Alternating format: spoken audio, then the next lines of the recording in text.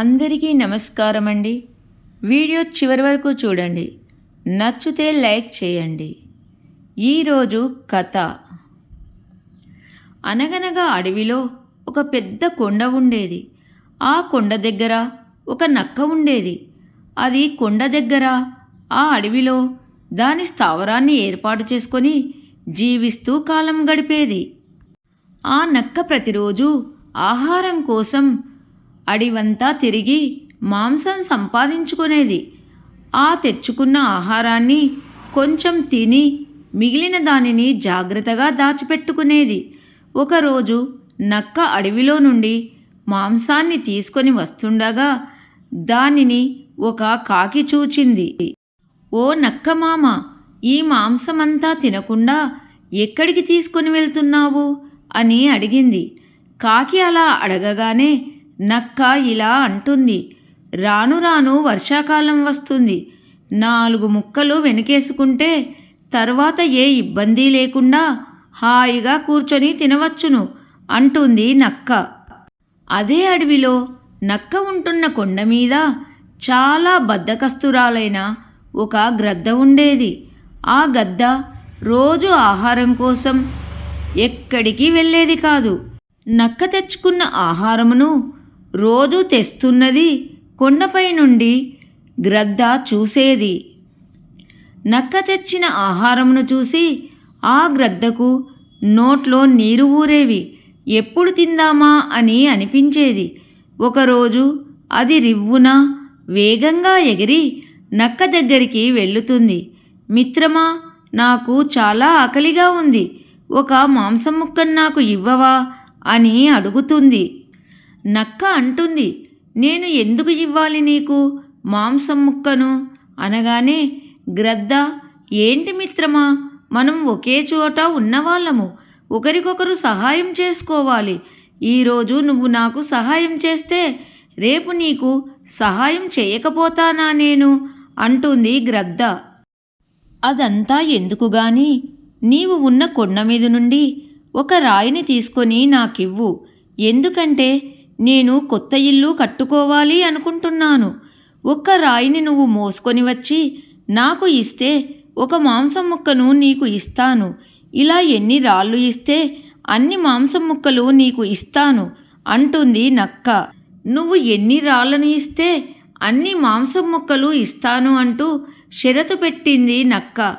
ఓచ్, అది ఎంత పని, రాయే కదా అని రివ్వున కొండ మీదికి ఎగిరి కొండ మీద నుండి ఒక రాయిని తీసుకొని వచ్చి నక్కకు ఇచ్చి ఒక మాంసం ముక్కను తీసుకొని వెళ్ళి సంతోషంగా తిన్నది గ్రద్ద.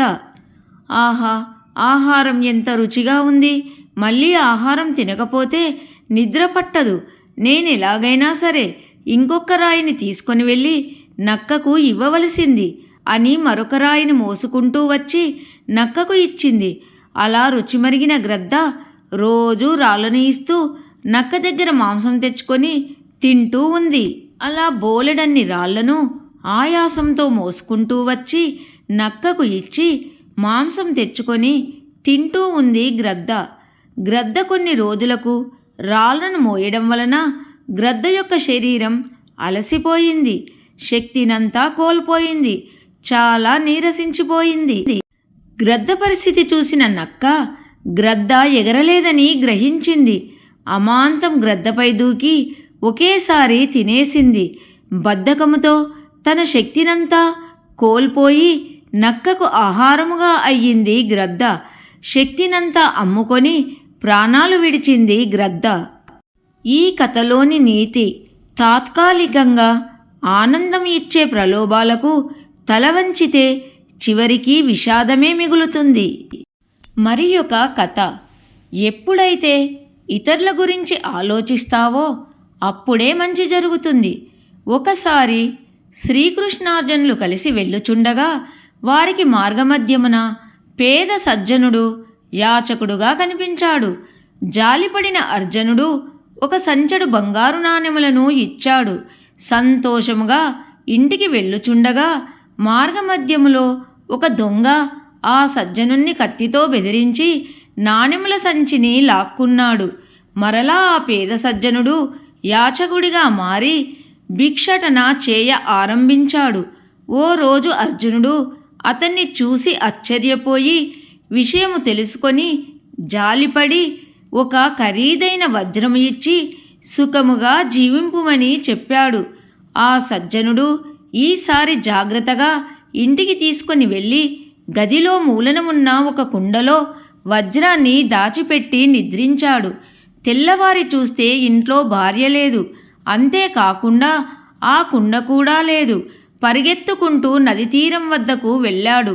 భార్యను మరియు ఆమె చేతిలోని కుండను చూసి హమ్మయ్య అనుకున్నాడు. కుండలో చూస్తే వజ్రం లేదు. నదిలో నీళ్ల కోసం ముంచినప్పుడు నది ప్రవాహంలో కొట్టుకొని పోయింది.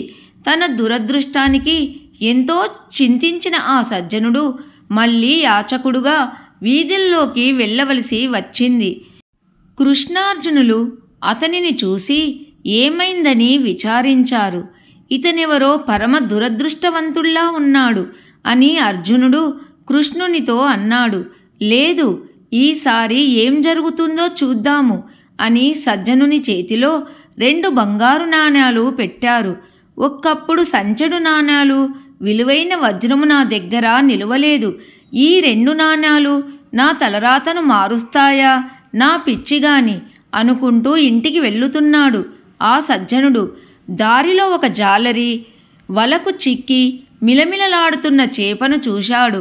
అతని హృదయం ద్రవించింది. నా దగ్గరున్న 2 నాణేలు నా తలరాతను మార్చలేవు. కాబట్టి పాపం ఈ మూగజీవి ప్రాణాలైనా రక్షిద్దాము అని తన దగ్గరున్న 2 నాణేలు ఇచ్చేసి ఆ చేపను తీసుకొని ఇంటికి వెళ్ళి ఒక నీటి తొట్టెలో వేశాడు. కొద్దిసేపటికి అతని భార్య ఆ చేపను చూసి, అయ్యో, దీని నోటిలో ఏదో ఇరుక్కుంది, అందుకు ఇలా గిలగిలా కొట్టుకొనుచున్నదని భర్తకు చెప్పింది. ఇద్దరూ కలిసి ఆ చేప నోరు తెరవగా నదిలో పోగొట్టుకున్న ఆ వజ్రము చేప నోటిలో కనిపించగానే దొరికింది, దొరికింది, చిక్కింది, చిక్కింది, నా చేతికి చిక్కింది అని గావుకేకలు పెట్టారు. ఆ సమయంలో అతని ఇంటిలో దూరియున్న దొంగ ఆ సజ్జనుణ్ణి చూసి భయముతో ఆ సజ్జనుడు నన్ను కనిపెట్టాడని వణికిపోయాడు. ఆ సజ్జనుని దగ్గరికి వచ్చి, నీకు దండం పెడతాను, నీ బంగారు నాణేల సంచి నీవు తీసుకో, నన్ను రాజభటులకు మాత్రం పట్టివ్వవద్దు అని బ్రతిమాలాడు. ఆ దంపతులు ఆశ్చర్యపోయారు. పోగొట్టుకున్న 2 విలువైన వస్తువులు తమకు చేరాయని ఆనందపడినారు. వెంటనే వెళ్ళి ఈ విషయాన్ని కృష్ణార్జునులకు చెప్పారు. కృష్ణ, నేను ఎంతో అమూల్యమైన బంగారు నాణేల సంచి వజ్రము ఇచ్చినా అతని దశ తిరగలేదు. నీవిచ్చిన 2 నాణేలు అతని జీవితాన్ని మలుపు తింపినాయి. ఇది ఎలా సాధ్యము అని ప్రశ్నించాడు అర్జునుడు. శ్రీకృష్ణుడు ఇలా సెలవిచ్చారు. అర్జున, అతని వద్ద బంగారము వజ్రం ఉన్నప్పుడు అతను తన అవసరాల గురించి మాత్రమే ఆలోచించాడు. 2 నాణేలు ఉన్నప్పుడు మరో జీవి మంచి చెడు కష్టసుఖముల గురించి ఆలోచించాడు. నిజానికి అది భగవంతుని పని. అతడు దేవుని పనిని పంచుకున్నాడు. కాబట్టి అతని కష్టములనన్నిటినీ నేను పంచుకున్నాను. ఇలా ఎందుకు జరిగిందని అడగగా కృష్ణుడు అంటాడు, నీవు వాటిని ఇచ్చినప్పుడు అతడు తన కోసమే ఆలోచించాడు. కాబట్టి అవి అతనికి దక్కలేదు. నేను 2 నాణేలు ఇచ్చినప్పుడు ఇతరుల గురించి ఆలోచించాడు కనుక అతనికి అవి దక్కాయి. ఎప్పుడైతే ఇతరుల గురించి ఆలోచిస్తారో వారికి మంచి జరుగుతుంది అని కృష్ణుడు అర్జునునికి చెప్పాడు. కథ సమాప్తం. నచ్చితే లైక్ చేయండి. అందరికీ ధన్యవాదములు. అందరికీ నమస్కారం అండి. ఇట్లు మీ కృష్ణవేణి ఛానల్. వీడియో చివరి వరకు వినండి. నచ్చితే లైక్ చేయండి. ఈరోజు కథ. గంటల తరబడి క్యూలో నిలుచొని ఉన్నప్పటికీ ఆ దేవుణ్ణి దర్శించుకోలేక ఓ భక్తుడు దేవుణ్ణి ఒక ప్రశ్న వేశాడు. డబ్బు లేని భక్తులకు దూరం నుండి, డబ్బులున్న భక్తులకేమో దగ్గర నుండి దర్శనం ఎందుకయ్యా ఈ అన్యాయము ఇది ఏమైనా భావ్యంగా ఉందా అన్నాడు. గట్టిగా నవ్వేస్తూ భగవంతుడు ఇలా సమాధానం ఇచ్చాడు. తల్లికి మించిన దైవం లేదు అన్నాను. మీరు ఆవిడను పూజిస్తున్నారా? తండ్రి మాటకు మించిన వేదం లేదు అన్నాను. పాటిస్తున్నారా? గురువును మరొక దైవము అన్నాను. వినిపించుకున్నారా? ఇందులో ఉన్నా అందులో ఉన్నా అన్నీ కాదు, నువ్వెక్కడ వెతికినా అక్కడంతా నేనే ఉన్నా అన్నాను. మీరు నమ్మారా? కష్టాల్లో ఉన్నవారికి సహాయం చేయండి, నాకు చేసినట్టే అన్నాను. మరి చేస్తున్నారా? నేను ఎక్కడ ఉండాలో, నేను ఎప్పుడు దర్శనం ఇవ్వాలో, నాకు ఎప్పుడు ఉత్సవాలు చేయాలో, నా మొక్కులు ఎలా చెల్లించాలో అన్నీ మీరే నిర్ణయించారు. ఇప్పుడు నాకు ఒక వెల కట్టి అందరూ వచ్చి చూసి వెళ్ళే వస్తువులా నిలబెట్టారు. అన్నీ మీరే చేసి మళ్ళీ నేను చేశాను అని నిందించడం న్యాయమా అని దేవుడు అన్నాడు. ఇప్పుడు ఆలోచించడం ఆ భక్తుని వంతు అయ్యింది. కథ సమాప్తం. నచ్చితే లైక్ చేయండి. అందరికీ ధన్యవాదములు.